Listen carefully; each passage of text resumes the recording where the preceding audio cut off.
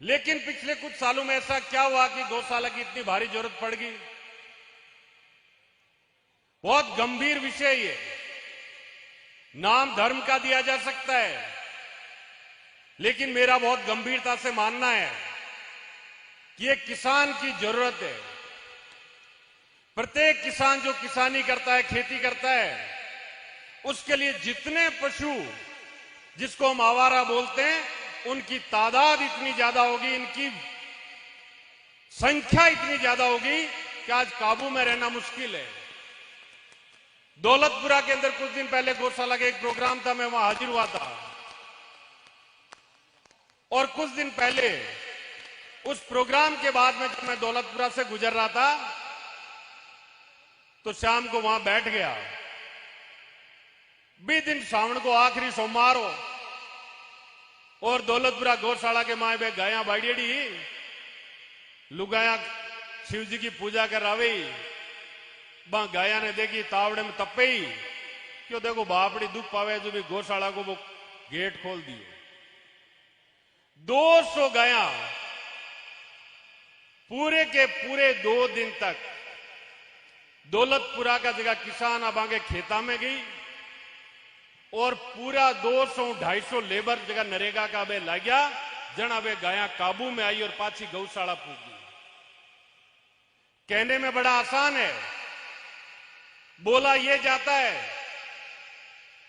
कि हम ये करके दे, गौ माता के नाम पे ये करके दें, लेकिन अगर कुछ करके देना है तो मैं बहुत गंभीरता से बोलता हूं, उस किसान के लिए करके दें जो 12 महीने सिर्फ उस 3 या 3.5 महीने की खेती के लिए तरसता है।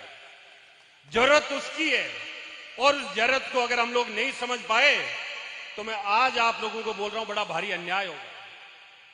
लोग सड़कों पे खड़े रहते हैं, रात को ट्रक रुका लिए, दिन में ट्रक रुका लिए कि साहब चंदा दो। किस नाम पे चंदा दो? कि साहब गौ सेवक हैं, गौ रक्षक हैं।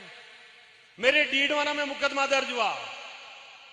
एक रात के अंदर 30 से 40 हजार रुपए इकट्ठा करते हैं और कहां गौशाला, कहां गौ माता, कोई पता नहीं है। इन लोगों से हमें सावचेत रहना है, ध्यान रखना है। मेरे पास 1-2 व्यापारी आए, मैंने उनको बोला भाई एक बात बताओ कि आपकी दुकान एक ही कपड़े की, एक ही पान की, इस दुकान में से बिना पैसे दिए अगर कोई व्यक्ति आपकी दुकान से थान चुरा ले, फाड़ के ले जाए, छीन के ले जाए, या पान की दुकान से पान उठा के ले जाए, बिना पैसे दिए ले जाने दोगे? बोला साहब बिल्कुल नहीं ले जाने देंगे। जब अगर व्यापारी नहीं लेके जाने दे तो ये किसान अपने खेत से एक भी बूटा किसी पशु को क्यों खाने दे या किसी दूसरे को क्यों खाने दे? ये जिम्मेदारी है और इसको हमें जिम्मेदारी से एहसास करना होगा। उस किसान की पीड़ा को एहसास करना होगा। नीमा के बाद से गांव में मेरे यहां पे एक किसान रात को निकला आवारा पशु को अपने खेत से बाहर निकालने के लिए। लाइट नहीं थी, ठोकर लगी, नीचे गिरा, सिर पे चोट लगी और वो खत्म हो गया। उस जान की कीमत को समझे, उस परिवार का वो दुख समझे जो उस परिवार ने महसूस किया जब उनका एक सदस्य चला गया। तमाम सारी चीजें हैं। मुझसे ये कहा गया कि आप ऐसी बातें क्यों बोलते हो? ये मैं नहीं बोल रहा हूं, ये तमाम जो किसानी करता है, खेती करता है, उस प्रत्येक व्यक्ति को बोलना पड़ेगा। क्योंकि हालात देश में कुछ इस कदर हो गए हैं, हालात कुछ इस कदर खराब कर दिए गए हैं कि लोगों की किसानी दुखदेही हो गई है।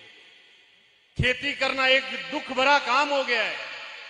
महंगाई, डीजल महंगा, खाद महंगी, बीज महंगा, ऊपर से बरसात का वक्त या बेवक्त हो जाना,